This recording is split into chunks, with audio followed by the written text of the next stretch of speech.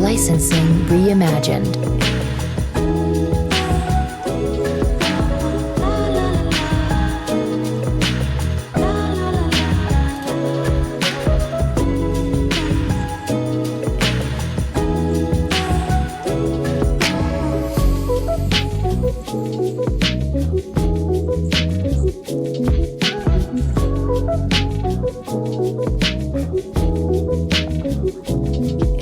Artlist IO.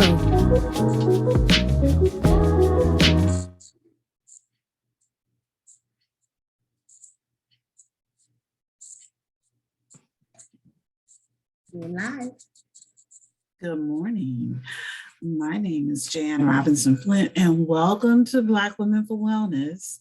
And I suspect Black Women for Wellness Action Project, Sisters at 8 special edition on the upcoming primary election. So we are live on Facebook. And I will say, if you are catching us live on Facebook, please make sure you share this with your friends that you posted on your page, and that you let other folks know that it's happening, because this is important. The primary in California is June 7th. So we're 2 weeks out from primaries. The important part about primaries is that it narrows the field. It is where you actually have a choice and a way to leverage your vote. So to give you an example, in Los Angeles City, there are, I believe, 5 people running for mayor. The top 2 candidates will be on the midterm election for the mayor. So right now we have a field of about 5 people, and we have to vote for one of those 5. And it will narrow it down to the top 2, not the top 2 Democrats, not the top 2 Republicans, not the top 2 independents, but the top 2 vote getters. So this is where we have options, or more options. And the second way you can use your vote in terms of a primary election is let people know how you're feeling. Let people know if you want them to pull left or pull right a little bit more in terms of their platform.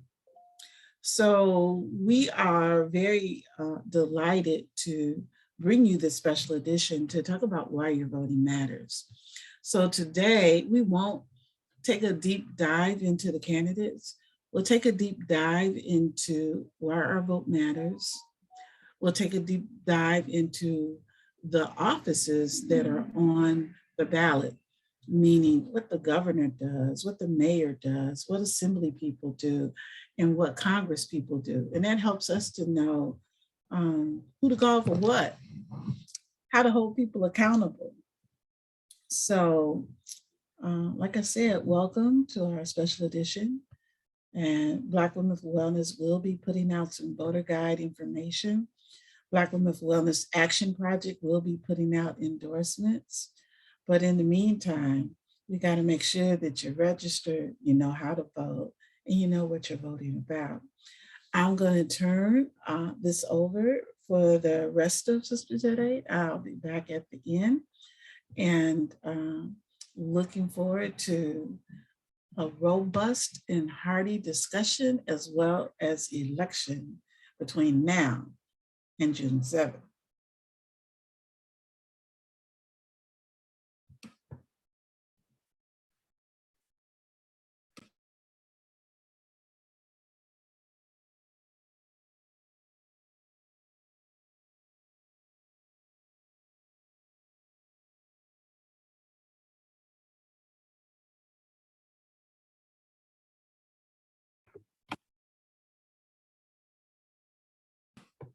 Who's up next? I am up next. So Okay. Greetings, everyone. My name is coordinators, along with Alexis McKeever of the Sisters at 8 program. And I'm going to bring you our segment. It's called PanAfrican News, where we share with you what is going on in the rest of the world involving African people. I have two stories this morning, and both have to deal with elections in other countries. So the first one is about the Somalian presidential election, and the second one is about the Kenyan elections. So a former Somalian president who was voted out of power in 2017 has been reelected to the country's presidency after defeating the incumbent leader in a protracted contest decided by legislators in 3 rounds of voting. Hassan Sheikh Mohamud, who served as Somalian president between 2012 and 2017, won the contest in the capital of Mogadishu amidst a security lockdown imposed by authorities to prevent deadly militant attacks. And the first round of voting was contested by 36 other aspirants running for president, 4 of whom proceeded to the second round, and with no candidate winning at least 2/3 of the 328 votes. Voting then went into a third round where Mohamud won by simple majority. Members of the upper and lower legislative chambers picked the president in secret balloting inside a tent in the airport with the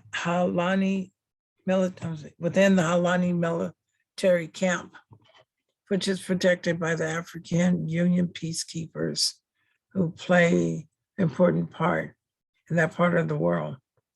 Mohamud's election ended in a protracted electoral process that raised political tensions and heightened insecurity concern.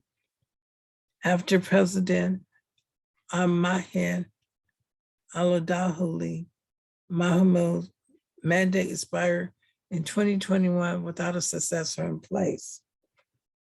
So both candidates sat side by side Sunday, watching calmly as the ballots were counted. And then celebratory gunfire rained out in parts of Mogadishu as it became clear to Mohamud that that he was defeated by the man that he replaced 5 years ago. And a little bit about what's at stake in Somalia. Somalia is a poor country that has fertile pastures and fertile lands, but there are in a recovery stage from war. And this is a country that relies heavily on foreign aid. And then within the United States, there are about 150,000 Somalian refugees and non-refugees. And so my second story is about Kenya. And so in Kenya, there's reports that there are about 40 people who want to be president. One presidential aspirant and a very popular gospel musician, Reuben Kenyame, has unveiled to the honorable people of Kenya that he chose a running mate, a woman named Irene Jindu Kamu, to be his running mate in the upcoming August elections. And he said that they both believe in the citizens of this country and believe that Kenyans deserve more than what they are getting. And they promise to improve the status and standards of living if they were elected president. And he said that the government expenditures should be directly translatable to improve standard of living of the citizens, opportunities for everyone, and a bright future for prosperity. And just an interesting note that Kamahi is also blind. And so also running for president in Kenya, one of the 40s, is a former prime minister. And he's also picked another woman, a woman, to run as his partner. He picked the former Justice and Constitutional Affairs Minister. Her name is Martha Karua. And he said he chose her because they also share a similar ideology. And there was one person that he could rely on. She's 24 years of age, and she became one of the youngest magistrates and was among the youngest parliamentarians when she was elected to office in 1992. And when he was arrested and placed into detention, she led the team of 27 lawyers who defended him at her own personal risk. And something interesting about Kenya, they have a constitution that states that the electoral system shall comply with the principle of Article 41, and that there should be no more than 2/3 of the members of elected public body should be of the same gender. So that means if there were a Democratic parliament, that 1/3 of it will have to be women. Now, that's not actually happening in Kenya right now, but that is something that they are aspiring to, and they at least have it codified in law, a little bit more than the United States. A little bit about Kenya. Kenya exports about $430 million export in petroleum, coffee, and tea to the United States. And there are about 80,000 Kenyan immigrants living here in the United States.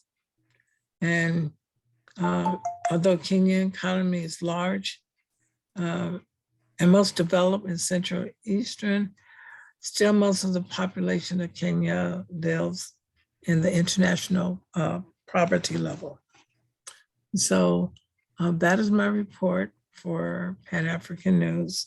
And my source was the Pan-African News Service. Thank you, Ms. Antoinette. And now for This Is Why We Vote.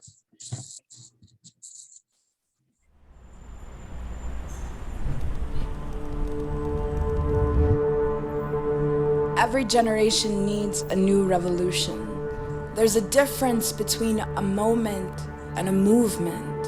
Revolution isn't frozen in time. It's a thawing river that starts as a stream and grows to a roar. It is the fulfillment of a dream dreamt by people who see the summit after yet another peak that turns into a false promise. 1 in 3 eligible voters this election will be under 35 years old. Welcome to a movement in history, a newborn page, created by unity, and the hands, voices that write and speak it into existence. We were born into a society that defines safety as a complacent whisper, but now nobody has more at stake than we do. Looking up to those who came before us, inheriting all their impossibles, all their what-ifs, and marching forth with why not. They say sentiment without action is the ruin of the soul. This is why we vote. This election isn't about one candidate or another.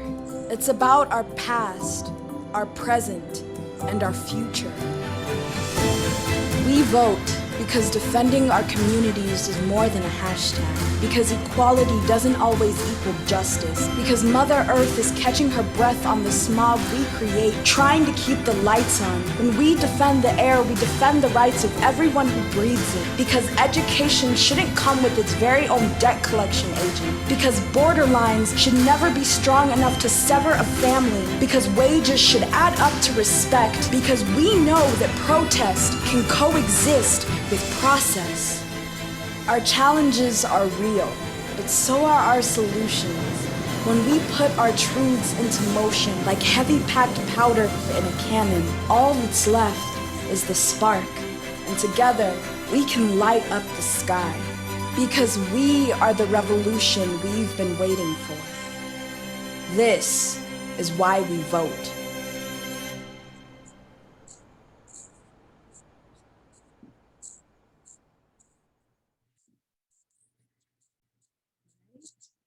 Thank you. So we continue right now. I am Keisha, also with Black Women for Wellness. And I'd like to share some more voting information with you today. We heard that call for why we vote, but I'd like to share another video with you right now on the procedures for voting. So let me go ahead and share that with you now.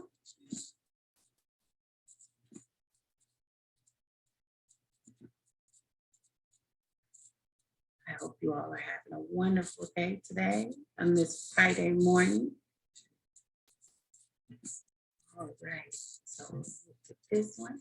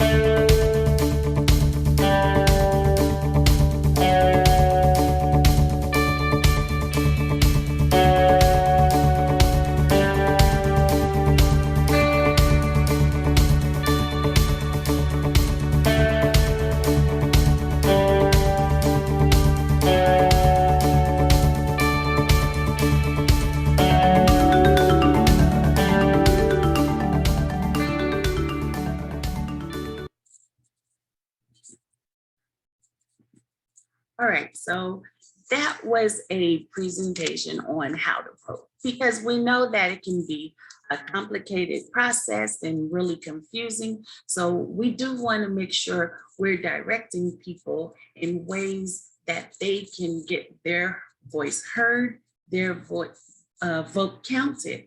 And so later on, Meron from our civic engagement team is going to explain more about what you're seeing right now and tell about what our team here at Black Women for Wellness is doing. But before that, we know that the voting machines have been a little complicated also. These are new, and this particular video is from 2020. And so we wanted to share with you some information on the new machine.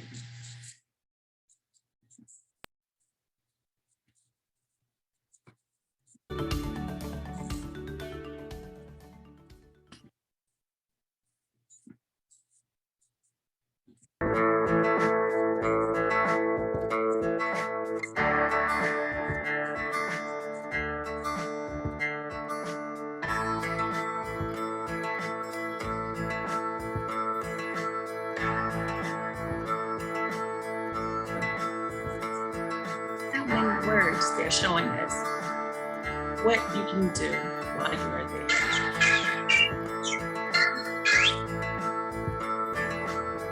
We will take questions as we go on. You can place them in the chat or in the comments. Well, rather, you place them in the question and answer area.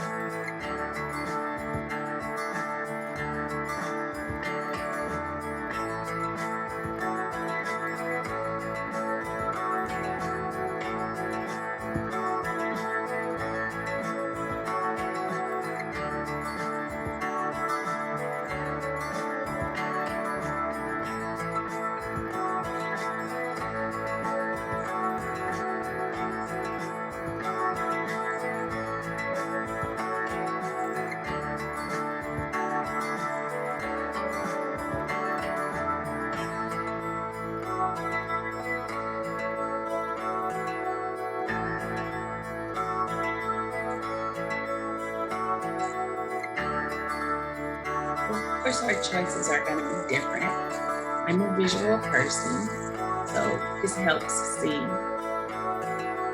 how you make your changes and how you proceed on in these ballot machines.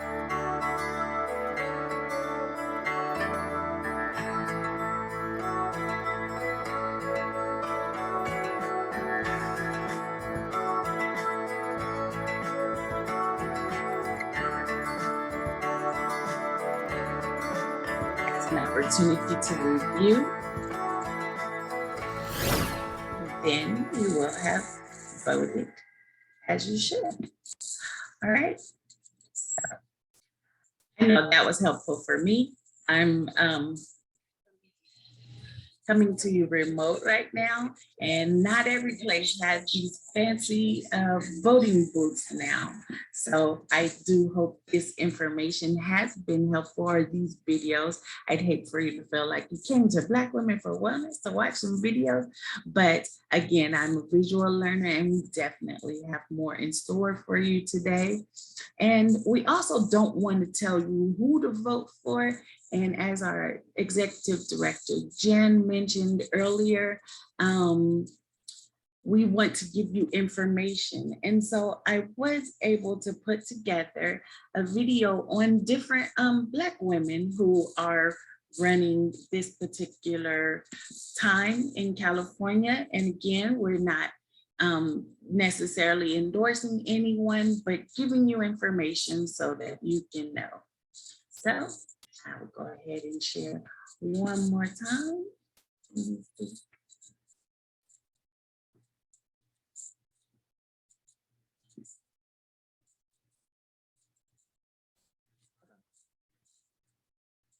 Okay, I guess we can hold that part of the presentation until a little bit later and move on with the next part of our program.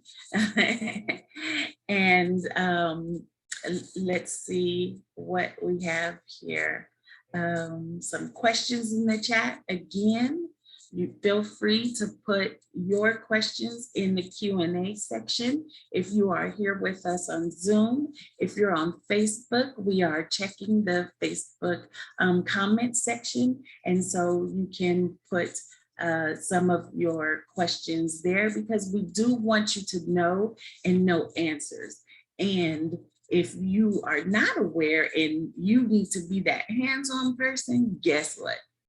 We are doing an in-person event tomorrow, Saturday. KJLH is having a women's expo, but from 4 to 6 at our office, you'll be able to get some hands-on help. So I will go ahead and roll with our women who are running video now. And hopefully you like it or get some information. There are candidates who are running against each other. So here you go.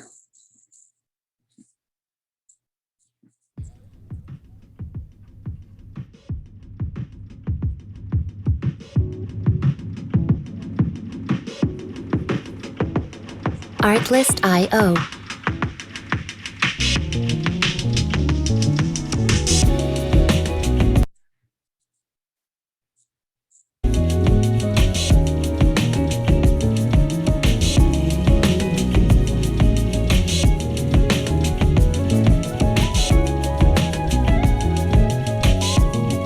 Music licensing reimagined.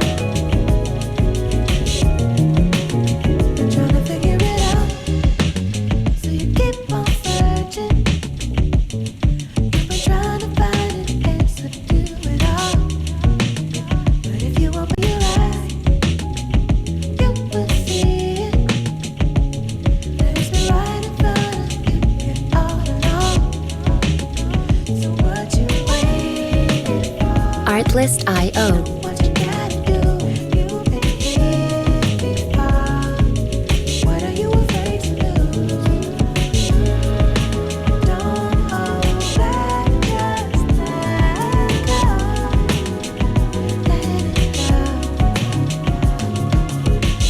Music licensing reimagined.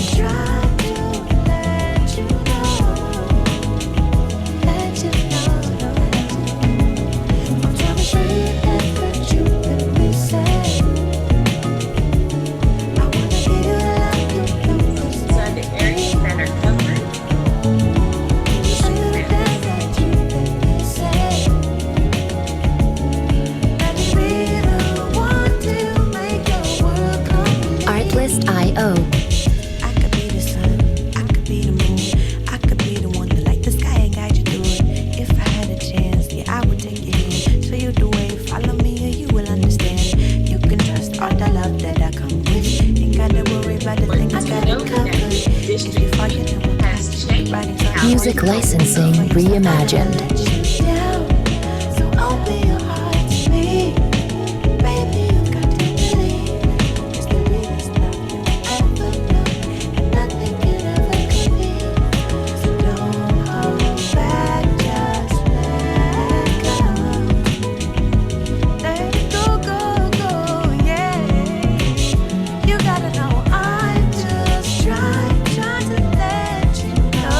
Artlist IO.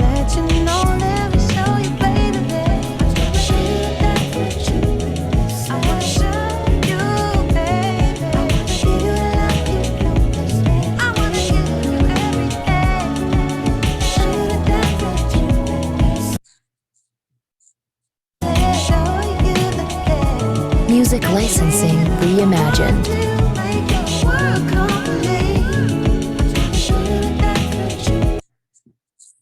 All right, so those were just a few of the people running and some in California. And I am ready to turn it over to one of my colleagues who is doing an amazing job at working so hard all over California from our passion project side of Black Women for Wellness. That I love that component because we're not just out here advocating and educating and giving information that is for Black women and girls, but benefits the masses, but we're being about it. We are taking those action steps. But I won't further delay us getting to a poll question right before we go to Onyema, who will present some information for us today. So Alexis, are you ready with a poll? Yes. Good morning, everyone. I'm getting ready to launch a poll just to get our brains working. And here we go. Just take a couple of moments to answer, and then I will show the results. And so our viewers on Facebook can't see, but it says primary elections. What are the factors that influence voting? Race and ethnicity, gender, social class, religion, or all of the above? You can give your answer in the comments if you're not able to do so by joining us on Zoom. If you want to be able to join on Zoom, you can definitely check out our website and register for many of our upcoming events. So Alexis, I see the poll answers coming through, and should we give them just a second? Yes, just a couple more seconds. Okay. Just ensure everyone votes. Because that's important. That's what it's all about, right? Right.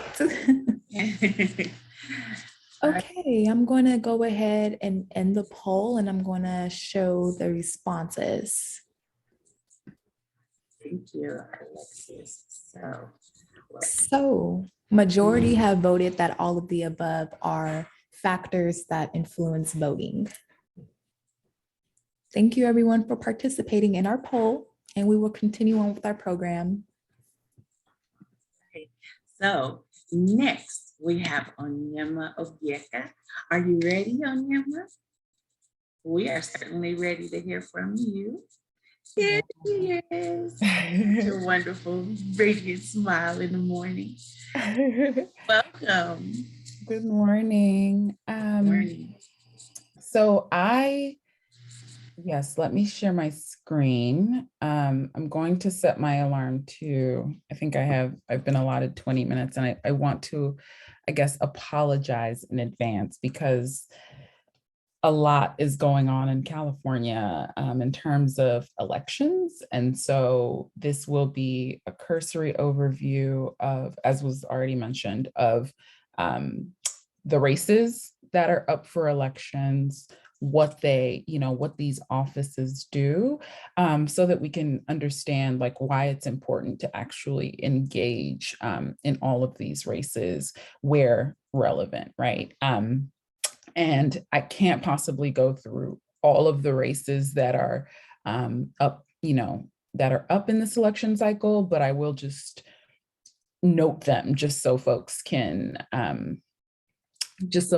be aware. So recognize that there's some homework after this, but if I can, let's play from the beginning. There's some homework to be done after this, but this is just sort of a guidance to assist in the elections in process.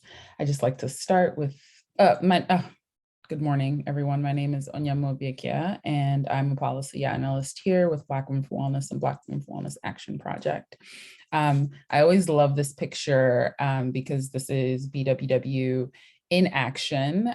Here, Black Women for Wellness took a cadre of, I think, upwards of 80 women, of course, not all reflected here, up to Sacramento when the Action Project was passing a bill. I believe it was SB 464, and it was the day of the vote, and they wanted the members who were voting on this bill to see who, in fact, this bill represented. And so this was Black Women for Wellness, just engaging civically and engaging in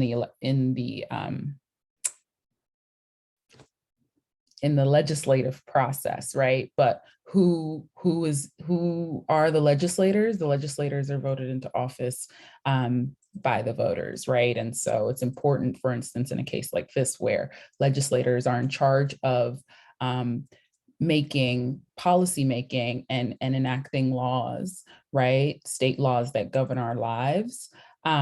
Voters do have a power to vote in candidates that align with whatever values they hold and align with whatever they understand to be in their best interests. So voting is in fact critical and has direct implications on our lives. So I just wanted to start, and I appreciate Jan, she's so prescient in all her ways, but I just wanted to note just what is a primary election, right? Like, not every state in the country holds primary elections, and not every state conducts elections in the same way. So a primary election is just an election that's used to either narrow the field of candidates for a given elective officer. Sorry, I'm going to move this. Elective office, or to determine the nominees for political parties in advance of a general election. California utilizes a top two primary system. And in this kind of a system, all the candidates are on the same ballot. The top two vote get, and all candidates, regardless of party preference, are on the ballot. They're on the same ballot, and the top two vote getters, regardless of their partisan affiliations, advance to the general primary election. And so, as Jan mentioned earlier, the primary election is really where you get to exercise and you get to determine who the top two will be, right? You get a wider array of candidates that you have the opportunity to vote for. So this means that it's possible that two candidates belonging to the same political party could win a top two primary and face off in what is the general election. So coming up in June is the primary election to determine who the final two will be in the general election come November. And the general election happens regardless of whether whether either of the top two candidates received 50% of the votes. Another interesting thing about this kind of system is that any registered voter may participate in the primary and vote for any candidate regardless of their partisan affiliation, right? So if I were a Democrat and for some reason, like the Republican candidate in the system, I can vote for that candidate, right? Or a Green Party candidate or whatever. And the two-party primary system was actually adopted in California as a result of a 2010 ballot measure. And generally, there are certain offices that must hold a primary in order to determine the final two candidates. for the general election. So you have the state executive offices, which includes the governor's office, the lieutenant governor, the secretary of state. You have United States senators, the US representatives, and the state legislatures or the state legislators, all of whom must, all of those elections must have a primary before the general election. And for some reason, I'm trying to go to the next slide. Oh, I guess I have to click. So here is a slide. It's really quite busy, but on our ballots that we've received, the seats that are up for election are organized in this way. So we have candidates on the national level, on the state level, the county level, and the city level. So you'll notice that these are how they're categorized on your ballots. And so in my presentation, I'll sort of share the offices and seats that will be filled on each level or category. Is it just a click? Okay, so on the national level, we will have, we'll have to vote for our US Senator. And this will be a special case. And this election cycle is an interesting one, right? Because there's several special elections that we'll have to vote on. And depending on what district you live in, you might see on your ballot several races where you'll have to vote twice, right? And it's usually for one candidate where, you're voting for a candidate to finish out the term of one candidate, and then you're voting again for the same seat so that they can complete a full term. So that will be happening in the US Senator's race, and I'll talk more about that later. There are 9 different seats on the state level. So we're voting for our governor, the lieutenant governor, secretary of state, controller, treasurer, there's a typo there, attorney general, insurance commissioner, state board of equalization superintendent. As you're seeing, this is a long list, so I can't go into depth about what each one does, but I will pull out a few just so we can, talk through them. On the county level, we're voting for, and when I say county, I mean Los Angeles County. So we're voting for the sheriff, the county assessor, superior court judges. There are over 400 of them in LA County alone, and we'll be voting for a number of them on our ballots this cycle. We're also voting for one county supervisor. So if you happen to live in the 3rd supervisorial district, you will be voting for a candidate to replace Sheila Kuehl, who's vacating her seat. So those are, the seats that are open on the county level. The city local level, we're of course voting for LA mayor, the city attorney, the controller, city council members, state senators, state assembly races.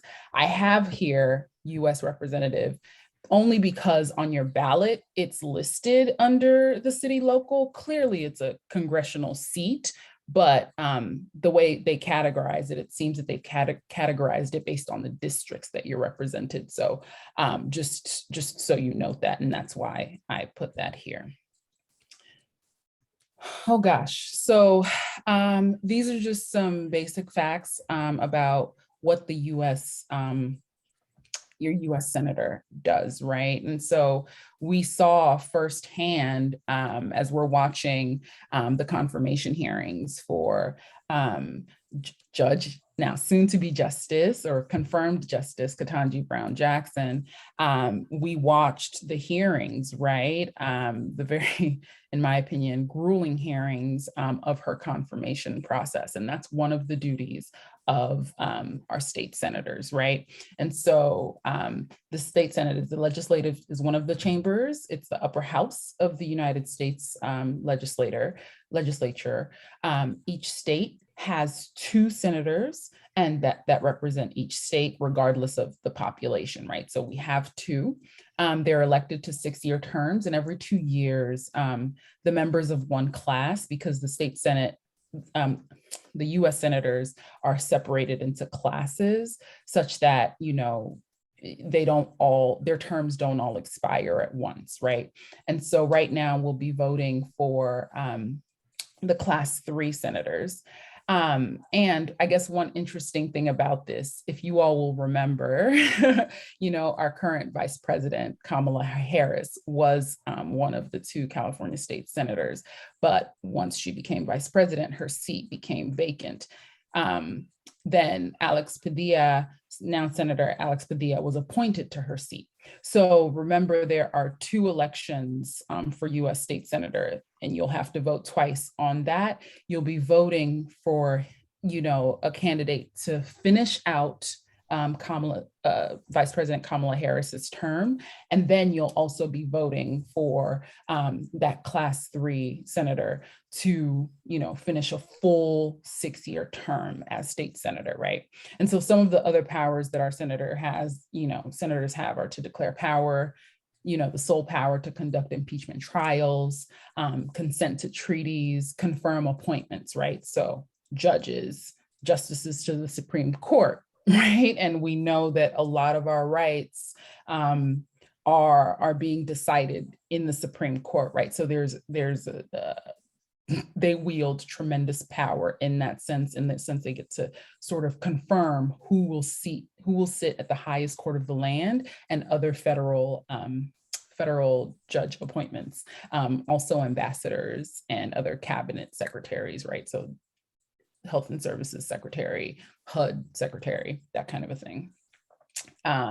So I guess one thing to note is, remember, this office will be listed twice. So vote twice for the candidate of your choice. I wanted to know, okay, so I already made the note about it being listed under city or local on your ballot, and you'll vote for the candidate representing your congressional district. I live in the 30th district, so I'll vote for a representative that's running in that, my representative, that's running in that district. So just note there's that difference. This is the second of the 2 chambers of Congress. And let's see, so it has 435 representatives, that's fixed. California does have 52, each serving 2-year terms with no term limits. And so because we are the most populous state, we do have 52 representatives. And so their duties are, again, to make and pass federal laws. So they introduce bills and resolutions, and they serve on various committees in Congress as well. Sorry, just eye break because I'm talking, and I just want to remind folks to also just if you have questions or anything. Oh, wow. Okay. So I've been talking for a very long time because I set my alarm for 20 minutes and I have 6 more minutes left. Let's see. We'll be voting for governor. Here are some of the powers that the governor has. Let's see. So yeah, let's just say we're voting for governor, chief executive of the state, right? The highest state office. Of course, a significant portion of their duties are to veto bills and fill state vacancies, right? And we've watched the governor execute those powers with regard to appointing Alex Padilla, appointing the Secretary of State when that vacancy became open, appointing Shirley Weber. Those are some of the duties that, and then it proposes a state budget. Those are some of the responsibilities and duties. I just wanted to highlight the Secretary of State because that is another office that is up for election currently.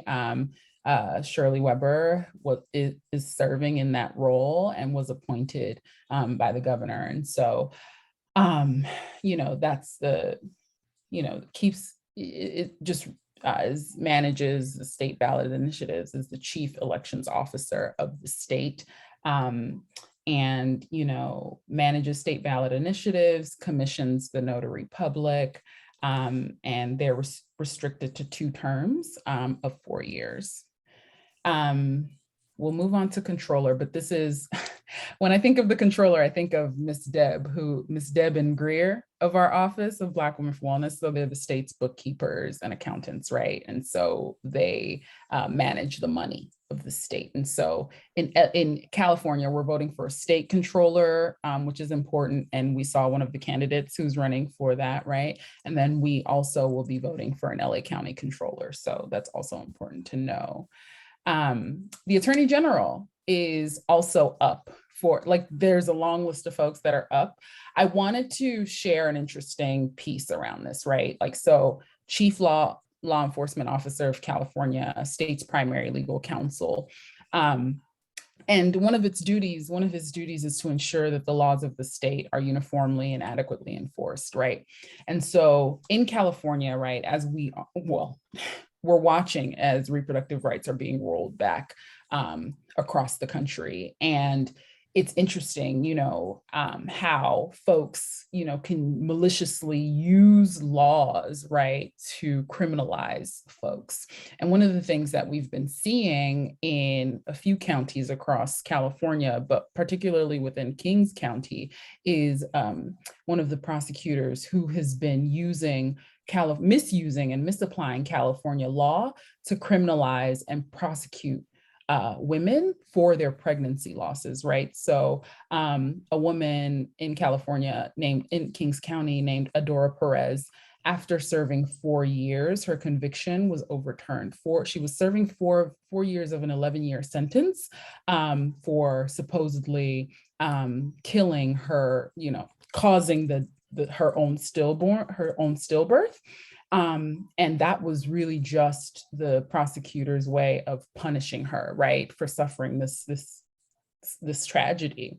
Anyway, the law was originally intended to prosecute abusers of, domestic violence, abusers of pregnant people, in particular. That's where that law was expanded. That's the reason that law was expanded. And now it's been misused against pregnant people who suffer pregnancy losses. So the DA the Attorney General has stepped in and issued a legal alert informing all of the DAs across the state that is in fact a misuse of the law, and they should not be using the law in that way, right? So, should this continue, right, like the DA can then escalate the measures, but that's a critical piece of like the work the DA does, and that, to sort of preserve and protect the rights of the citizens of the state. But I wanted to share that story because it's something that's pertinent, and it's an important topic, right? Criminalization of people for their pregnancy losses as a way to, sort of restrict our rights and our bodily autonomy. And so the Attorney General can play a role in preserving and protecting our rights by ensuring that certain laws are implemented as they should be, right? Okay. So Yema, we can give you 5 more minutes. Thank you. in Thank addition. you. You're doing an amazing job. I don't know if y'all want to hear me for 5 more minutes, You're but making it so much more easy to understand. So complicated. I'm loving it. Go on. Okay. I'm happy to hear that. I feel like I'm rushing, there's just so much, right? There's, this is an election year. So many seats are up for election, and they're all critical and have implications for our lives. And so I really do encourage folks to, take some time, if you don't already know who you're voting for, really consider researching some of these other offices that we might not vote down ballot, right, or vote on. The sheriff's race is one that is currently that will be voted on. And this is a very powerful position, right? They have 4-year terms and no term limits. They are accountable to the voters, right? In that we vote them in and out of office. And I guess an important thing to note is like the sheriff's department operates the county jail system. So they operate the 7 big jails in LA County, including Men's Central Jail, Twin Towers in downtown LA, and a few others. Oh gosh, sorry. That's my alarm saying that I'm talking too much. And so the county sheriff's department is the second largest police force in the nation. And they have jurisdiction in unincorporated parts of Los Angeles. And so, that's something to note too. So the sheriffs are up. I see chats. They're just saying you're doing great. Oh, thank you. Thank you. Because this is, anyway, we're streaming. I'll tell y'all later. Anyway. So we have the Superior Court judges. An interesting thing to note about this. So the Superior Court of Los Angeles County is one of 58 Superior Courts in California. And it has jurisdiction over LA County and conducts just trials on everything that have to do with state and local laws. So this includes like family law, contract disputes, and the like. I want to note an interesting thing about this, right? And this is why we should run for office. We should maybe pay attention to certain things or just keep an eye out, right? Like, so an interesting thing that I found is that Superior Court judges serve 6 terms, right? I mean, serve 6-year terms, right? But they don't always have to face re-election when their time is up. So they'll only appear on your ballot if someone challenges their seat to, at the end of their term, right? So the ones that we're seeing, on our ballot, their terms may be up, but they were challenged, right? And so, had they not been challenged, they might have been able to continue their term as judges and justices, right? And of course, because judges that go on unchallenged automatically get reelected into their next term and just never appear on the ballot at all. So that's an interesting thing, I think, for me to note. And for folks to just pay attention to, just in terms of voting. And so they're in charge they control original trials in the county. So they're significant in that way. The LA County Supervisor, there's only one of the supervisor seats opened, as I mentioned earlier, and that's Sheila Kuehl's seat in the 3rd Supervisorial District. So, they're like the county supervisors are like the mayors of residents living in incorporated areas of the county. They serve terms of 4 years. And let's see, they create policy and budgets for the county. And so they deal with like the health, like county healthcare stuff, the metro, they control the sheriff's budgets. And so they're the governing body of Los Angeles County, right? And so they have a significant role simply because of the size of the budget of Los Angeles County. So that's something to note. We, of course, know that the mayor is a critical race, right? And, the mayor has authority, is like the CEO of Los Angeles, right? And has authority to appoint general managers and commissioners. They're held responsible just for conducting city affairs. And so they submit proposals and recommendations to the city council. They approve and veto ordinances in the county and enforce the city's ordinances. So they also recommend and submit the city's annual budget. So again, LA, the LA mayor is a critical role. I'll skip, let's see. So just a few others. We have the city attorney to vote, to look out for. We have the city council members to look out for.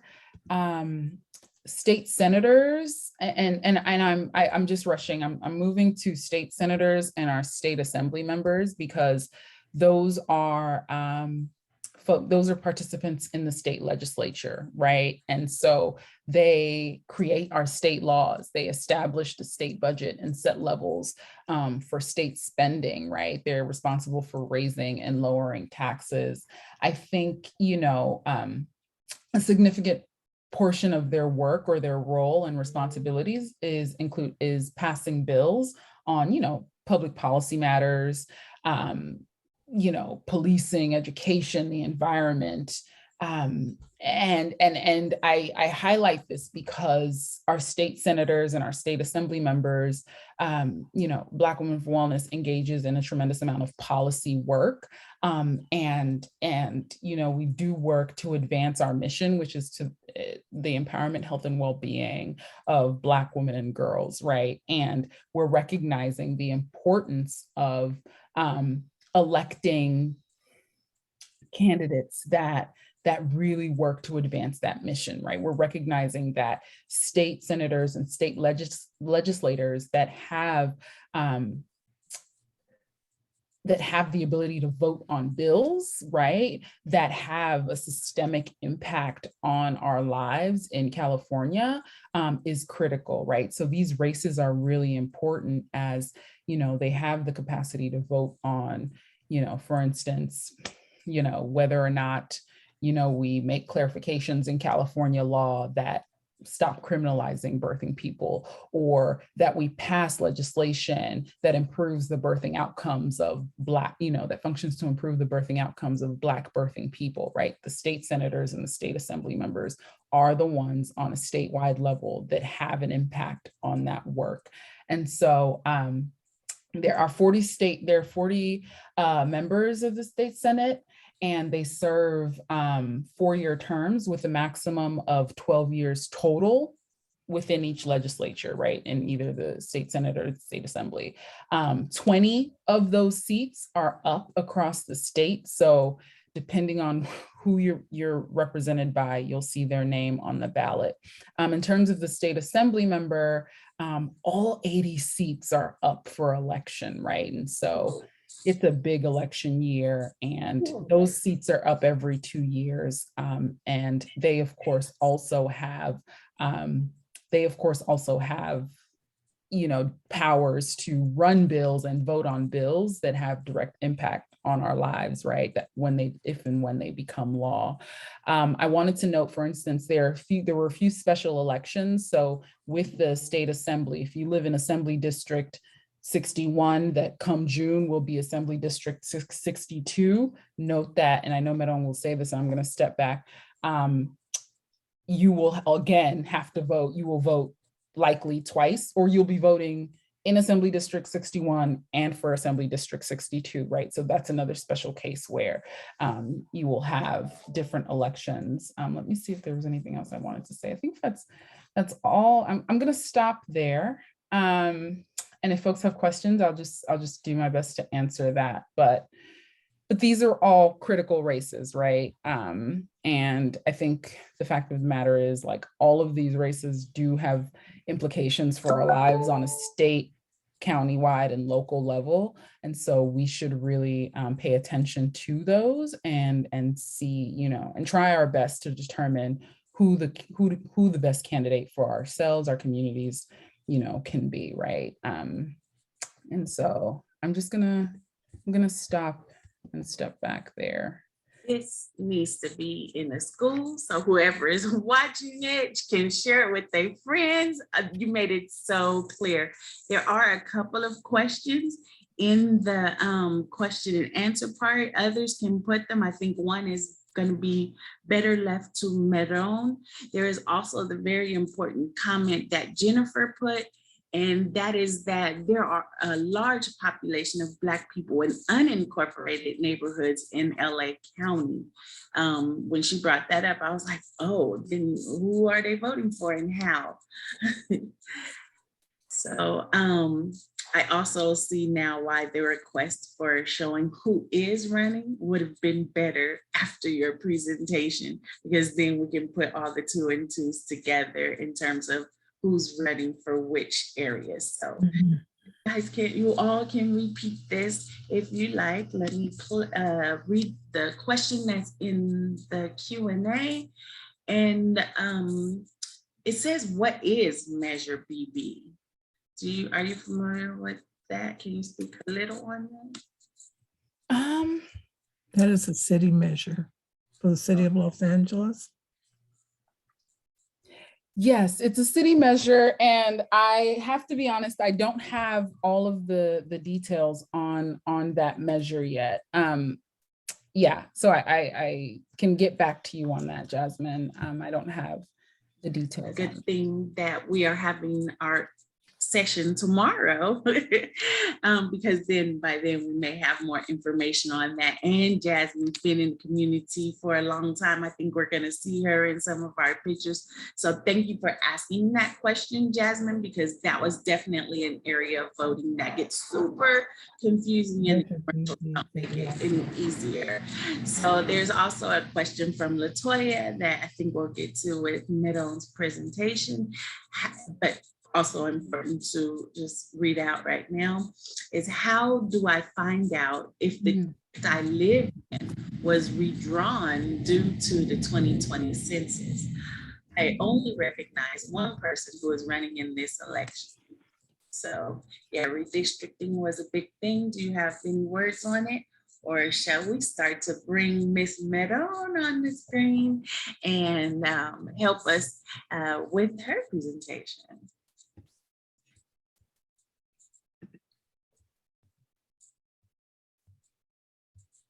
Okay, should I jump in? Yeah. Okay. Great. Awesome. Hi, everybody. Hi, everybody. I am Madeline Chitta, and I am the Civic Engagement Manager at Black Women for Wellness. I'm excited to be presenting on some of the logistical pieces around casting our vote. Onyema, thank you for sharing all that important information around what those offices are. I know it can get confusing, but that was very helpful. Let me go ahead and share my screen. And I'm also going to turn off my camera because I tend to skip when my camera's on. Can you all see my screen? Yes. Awesome. There is an extra notes section, so if you're able to make it full screen. Oops. Let's try that again.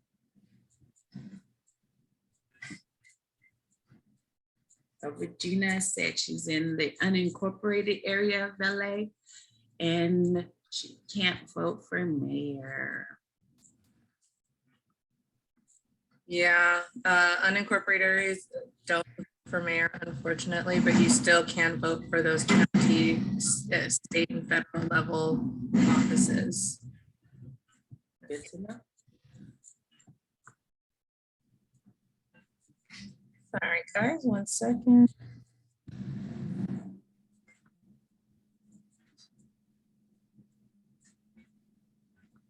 How about now?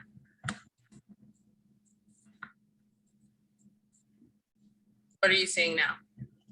Now we can see a full screen. Cool beans. So thank you for having me. I'm going to talk about some of the logistics, who can vote, how to vote, and how to find your local drop boxes, voter centers, etc. So let's start with who can vote. So we know that US citizens who reside in California can vote. If you're 18 and older, you can vote. If you are not currently in a state or federal prison with a conviction, a felony conviction, and if you are not deemed mentally incompetent by a court, it's important to note that, and I know there's some misconceptions around who can and cannot vote of the people who have been formerly incarcerated. If you are on probation or if you are serving a misdemeanor sentence, you are able to vote. If you're on parole, if you're on supervision, you are again able to vote. The only people who cannot vote are those who are currently imprisoned. So let's keep that in mind. So some of these have passed. May 9th was when we should have started to receive our mail-in ballots. Today is May 20th, so everybody should have received their mail-in ballots by now. If you have not, we do have resources that you can go to check your registration status, make sure you are registered in the right address, and request a replacement ballot if you are in need of it. Ballot drop boxes also were made available starting May 9th. So currently, there are two ways you can vote. You can vote by mail by dropping it off by using the postal service, or you can drop it off at a drop box. On May 23rd is the voter registration deadline. This does not mean you are not able to vote if you miss that deadline. It just means you are not eligible to get a mail-in ballot. You would have to go to a vote center and complete a conditional ballot in that case. And all a conditional ballot is a ballot that's set aside until they can verify who you are. Once they do, you will be counted just like all the other ballots. On May 28th, voting centers will start to open.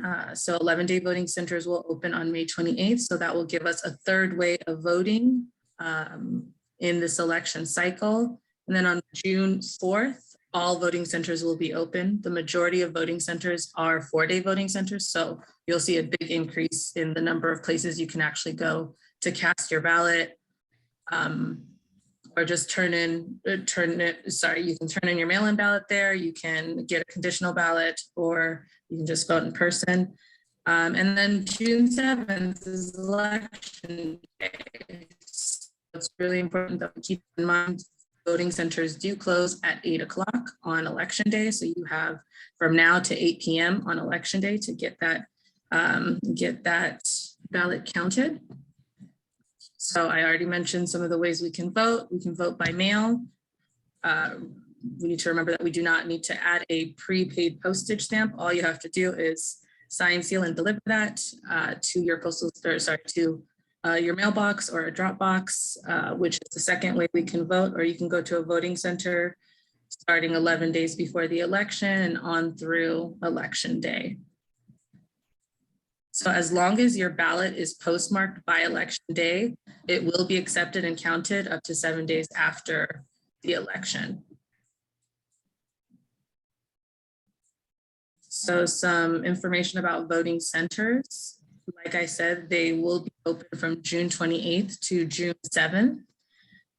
There will be a total about 640 voting centers available in LA County, 120 of which will be open 11 days prior, and 520 of which will be open 4 days prior to the election. Hours are 10 to 7 p.m. On May 28th through June 6th, and 7 a.m. to 8 p.m. on election day. So you'll see that they extend the time on election day to make sure we have plenty of time to get ourselves there. And then drop boxes, again, are available now. They've been available since May 9th. There's about 400 all through LA County. And again, we'll provide a resource for you to find your closest drop box. You can also find that on your vote by mail packets. They have listed the closest vote centers and drop boxes to you. But if you are traveling and you just want to, or if you're not near your home address and you want to drop it off at a different location, you can. You are not limited to the vote centers and drop boxes that are closest to you. Some important things again to note before you turn in that ballot, please, please, please make sure that you are putting your voted ballot card inside the official return envelope. Make sure that it is secured and securely sealed in the official return envelope. And finally, and this is a step that some people tend to forget, make sure you are signing and dating the back of the official return envelope, and make sure your signature matches your driver's license. That is how they verify that you are who you say you are. So again, make sure that we are doing all three of those steps to ensure that our ballots are counted. Like I said, you can find the voting center or Dropbox locations at lavote.com, and it will be on your vote by mail packet as well. So these are some of the resources that I was talking about, and we will drop a how-to guide in the chat at some point that will have all of these resources available for you to take home with you, just in case you're not sure if any of these issues apply to you. So to find the nearest drop box or voting center, you would go to the LA Vote website. A really cool feature that you can access is ballot tracks, which will help you track your ballot from the time that it was mailed out to you to the time that it is counted. You do have to subscribe to that feature. So if you haven't done so yet, you can do so now, and it will allow you to track your ballot once you've put it in the mail or put it in a drop box. That's a really we can actually, again, make sure that we're being counted. If you see delays, if you see an issue, then you can always revert back to some of these other resources to check on that. And then some of us have moved, some of us have not registered to vote in the past. So we do have those resources as well. You can go to voterstatus.sos.ca.gov to check your voter registration status, to update your address. And then you can register to vote, register to vote.ca.gov. If you are registered to vote, you did receive a ballot, but you lost it or you messed up on it and request a replacement ballot, you contact your county elected office or the Secretary of State at the hotline listed to request that replacement ballot. You can also go to a vote center and get a replacement on site or vote on site. And then some safety precautions to take if you're voting in person. Regulations have changed. So polling places or voting centers are not requiring you to wear a mask, but they are strongly encouraging people to wear masks when they're in line or voting. They will be sanitizing and wiping down surfaces that are touched frequently, and they're encouraging social distance. So keep that in mind when you're going to the voting center. It is a compact space. We are going to be, it is a large number of people going, well, hopefully a large number of people going to vote. So we want to make sure that we are still taking these precautions. COVID is still very much going on. So we want to keep that in mind when we are interacting with folks in public spaces. So before I go in some of the work that we've been doing here at on the civic engagement team, were there any questions? I can't see the chat right now, so, or should I wait till the end? The questions are more on the redistricting line, so you're good. Okay. So here at the civic engagement team, we've been doing a lot of work around the primary elections. Primarily with integrated voter education. Our goal has been to make sure our residents are aware of the election, understand how the primary is different from, say, a presidential primary, in that it's a 2-voter system that is not dependent on party lines. We want to make sure that we are registering people to vote who are interested in the process, and we want to make sure that we get a voter plan and commitment from people, because we know that people are more likely to follow through on their vote if they are creating a concrete action plan around where, how, what day, et cetera, that they plan on casting their ballot. Currently, we are canvassing in AD 62/61. I put both of those because I think Onyema mentioned briefly that there was a special election in AD 62 prior to the redistricting lines being officially adopted. So there was a special election for that assembly district to replace the former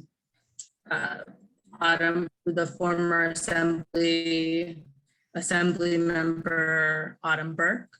That then went to a runoff. So we have 2 candidates that are vying to fill that seat for the remainder of the term, which ends at the end of the year. And then we have a secondary election in that same area, which is now AD 61 for a candidate to fill that space for the following term. That may have been confusing. If there are questions on that, I can repeat it. So we are canvassing in that space because we want to make sure people are clear about why they're seeing certain names more than once on their ballot and that it's not a mistake. We're also phone banking in the Stockton, Lancaster, Palmdale, San Joaquin Valley areas, and text banking in LA County as a whole. And then we also have a partnership with the California Black Power Network Coalition. We are working with several different organizations as part of that coalition to engage voters all across California, not just the LA County areas and some of these other pockets like Stockton and San Joaquin Valley, but the entire LA County, or sorry, California space. And sure that, again, they are aware of the election, they are going to participate, and just keeping them civically engaged. We've also participated in different community events and tabling events with our lovely community engagement team led by Miss Carmen. We have gone out there, and we do have another one, or a couple coming up this weekend that we are going to be registering people to vote during those activities or during those events, and making sure people are engaged. And then upcoming, we're going to be switching into GOTV, and that's basically just reaching out to the people that we've already touched base with, who have indicated that they plan on voting, and making sure that they either did vote, we answered any questions that are limiting their ability to cast that ballot that they already said they would, and getting those votes counted.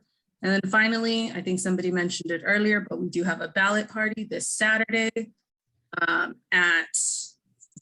this Saturday, May 21st from 4 to 6 p.m. So if you still have questions about your ballot, if you need help walking through some of those pieces that Anyema spoke about, then please come to that event and we will walk you through that. We will also provide some of the information that Anyema shared with you about the specific offices and what to expect from said offices, so we know what we're looking for in our candidates. And I'm not sure if I'm over time, but I will power through, and I apologize. So some data that we've collected from some of the outreach activities that we've done so far, we've knocked on and called more than 8,200 people. We've texted more than 46,000 folks. Of the people that we've spoken to, about 82% have indicated that they are aware that there's an election going on. 85% have indicated that they did plan on voting. And the most popular voting method indicated was that vote by mail option, followed by in-person, and then drop boxes and undecided were in our third rank. And then to date, about 6% of people that we spoke to have indicated that they've already voted. Obviously, we want that number to grow significantly, and hopefully with the opening of those voting centers on May 28th, we'll get a significant bump. But remember, you still have the option to vote by mail. You still have the option to drop off your ballot at the drop boxes. Vote early if you can. We want to as soon as possible, so we don't let something come up and let voting fall by the wayside. So yeah, I'll leave you with please vote. And I think that's everything. All right, thank you. You did use the acronym, which Black Women for Wellness is good for, GOTV. So that is get out the vote. Yeah. Right. All right. And just make sure people sign, right? If they're mailing it in, or else your vote will be rejected. Mm-hmm. And make sure your signature matches your driver's license. That's really important. That's how they verify. Thank you for sharing that. So since you were talking about our dynamic team, I am going to show you all a quick video of what our team has actually been doing. Here you go, enjoy.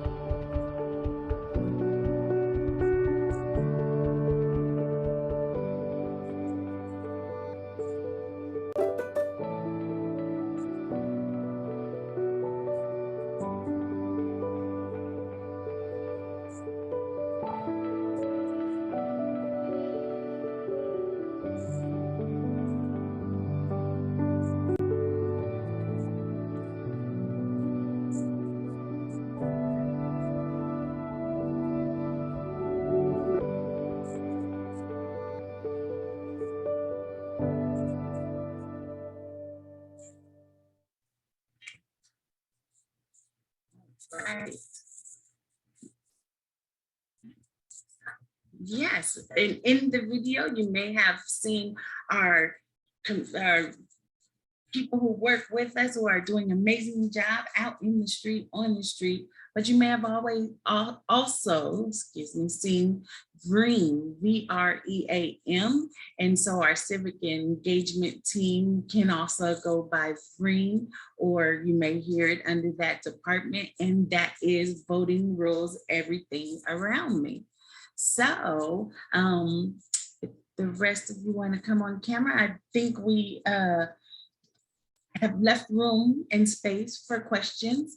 If you all have any more, we are here to answer questions for you.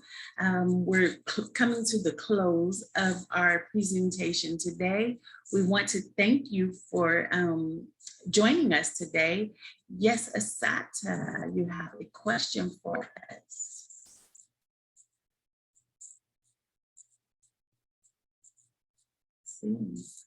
I don't know if this is the setting where you can come off mute and ask your question, but we will definitely be able to see your question if you have one, if you put it in the Q&A. Okay, I see unmute right here. Okay, awesome. Yes, one of the things that I'm trying to get more clarity about is the Measure BB that's on the ballot.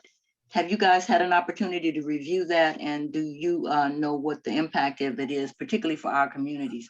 And the reason I'm particularly concerned about it is because we've had like a very poor relationship in terms of acquiring contracts from the city of LA, particularly as with contractors, with a lot of the building and stuff that's going on. There's supposed to be a 30% requirement for local hire. And I'm just really trying to understand the impact of this, this Measure BB as it relates to contracts.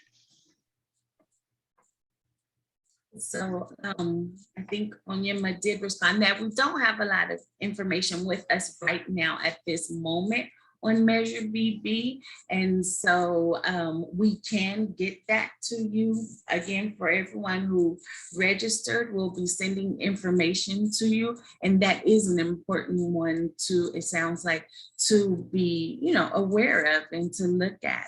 So I do want to remind everyone that we are also doing a session tomorrow, 4 to 6 p.m. Pacific Standard Time at our office. And by then we should be able to have more information for you. If you can attend that event, we'll have the answers. If not, again, it'll be in the email. Did anybody have any more to respond on it? No, I just wanted to thank Asada for just even raising that as a measure that has potential impact on our community. So just wanted to thank you for raising that issue. And, that's something that will guide what we focus on and what we develop analysis on to provide to, our folks, like to know that folks are interested in hearing about this and particularly getting an analysis on how it impacts our issue. So we'll be sure to get it back to you, but thank you for raising it as well. It came up more than once, so it's definitely on people's minds. So we do want to address that. And so with only 3 minutes left, I'll invite Jen to come back. And in the meantime, we'll share with everybody the Black Women for Wellness site. If you haven't been there, please check it out at bwwla.org. If you have been there, go check it out again. There's always updated information, and we're looking to do a rebranding on our website soon, but you will be able to find all of the information that you need on there, from our events where we've had lots going on in the community already, and from talking about the abortion access to hikes, to our event today right now, to tonight's special event, our Grown and Sexy event, where we will be talking about sex after trauma. And those Grown and Sexy events are geared toward 30 and over, but all are invited to attend. And then what we've been talking about so much today, is this Get Out the Vote party, where we are inviting you to come to our office, our location. We will have some refreshments for you, and we can go over the ballots. Now, we don't want you to lose your ballot, so you can bring a sample ballot or the real thing if you're going to be able to fill it out. We won't be telling you what to vote on, but just helping with the voting process. And some of our civic engagement teams will be there to help you before they go out into the community. So yes, those are some of the events coming up. You can check out the website for more. And do remember that we have a host of information on our website, from our newsletters to publications to past videos.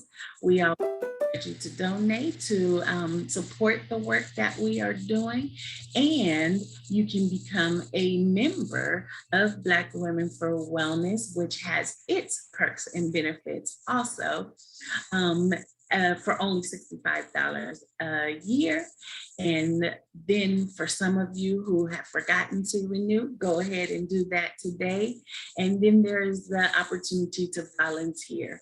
Now, you will see again on our website that some of the people who did sign up for our newsletter got our pretty good mommy and baby cookbook last night. I was excited about it, and I don't have children. So I'm gonna stop sharing right now and see if anybody, Jen included, has any last words. And otherwise, it is 10:30 and I can take us out with some of my borrowed music. So forgive the little commercials in there. But I didn't want the people on Facebook not to be able to hear the information, the great information that was presented today. So if nothing from Ms. Jen, I'll take us out with our flyer, and have a great afternoon, you all. See us for this evening, Grown and Sexy, tomorrow at the Long Beach Convention Center for the Women's Health Expo. and then in the evening on Saturday for our voting party. All right, take care. See you later.